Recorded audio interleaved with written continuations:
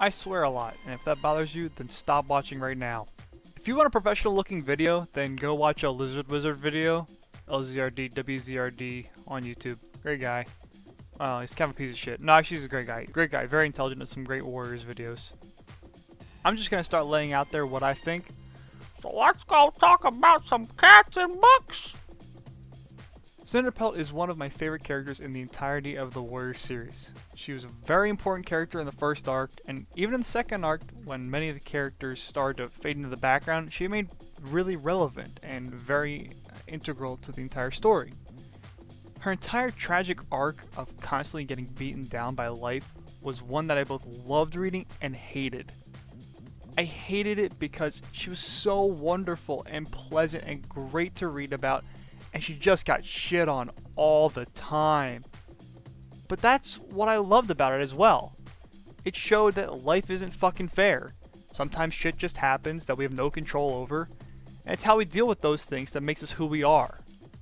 People are defined by how we can take on and overcome adversity. That's where inner fortitude and strength is really exemplified. And if there were ever a character in this series that is a grade A example of inner strength, it's Cinderpelt. I don't think I have to explain to you what she did, because I mean, if you're watching this, then you should have read the books and know who this is.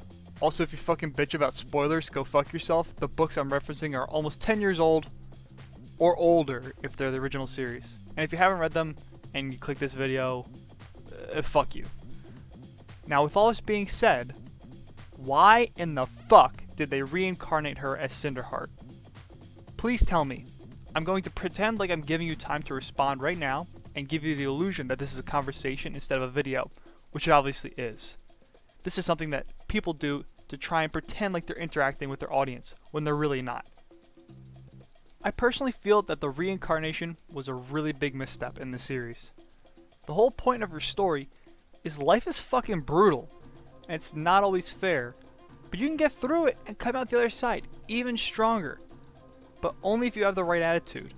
She could have easily devolved into an angsty, whiny, oh woe is me, annoying little shit that we all hated, but no, she was a fucking beast and she got over that shit.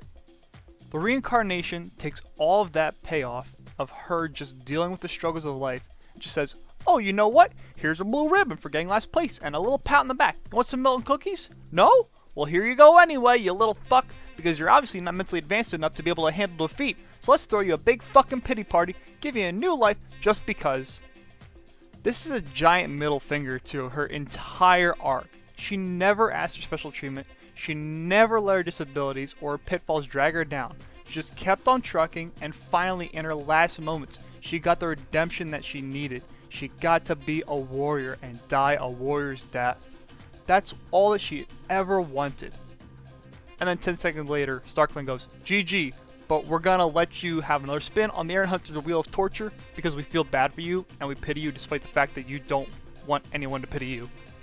I think it's ironic, which is a very terrible sentence to say because usually it's followed up by something that's not ironic at all, but I think it's ironic that the Iron Hunters wrote this in to appease fans of Cinderpelt, which there are a lot of because she's a great character. But in the end, it causes her whole arc to just fall flat.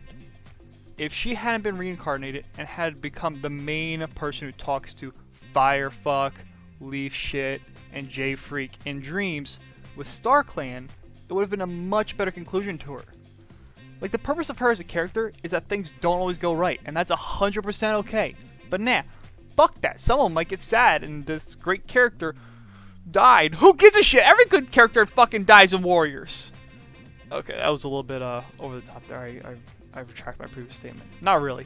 You know, seriously. Like, if you're gonna get sad about a fucking death in Warriors, no shit. It's because the series is written great. Every fucking character that's cool or important dies. You didn't see them fucking give a whole little fucking spiel about White Storm and reincarnating him when he died, and he was one of the most popular characters in the original arc, by far. I know people bitch about this series a lot, and it's not always deserved. And there's very, very few cases where there have been very big missteps in this series. And I personally feel like this is one of the largest. When people complain about the series, it usually annoys me because they don't provide a solution to the problem that they're complaining about. Personally, I think that a much better resolution to the Cinderpelt series would be if she became the new Spotted Leaf or the new Yellowfang who shows up in people's dreams. Because let's get real here, nobody fucking gives a shit about Spotted Leaf anymore. Okay? She's fucking old hat. Nobody gives a fuck.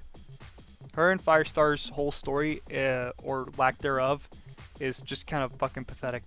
There isn't anything there. I mean, you can ship it all you want, but they only had like 3 scenes together, and like only 2 of them went more than like 3 lines of dialogue.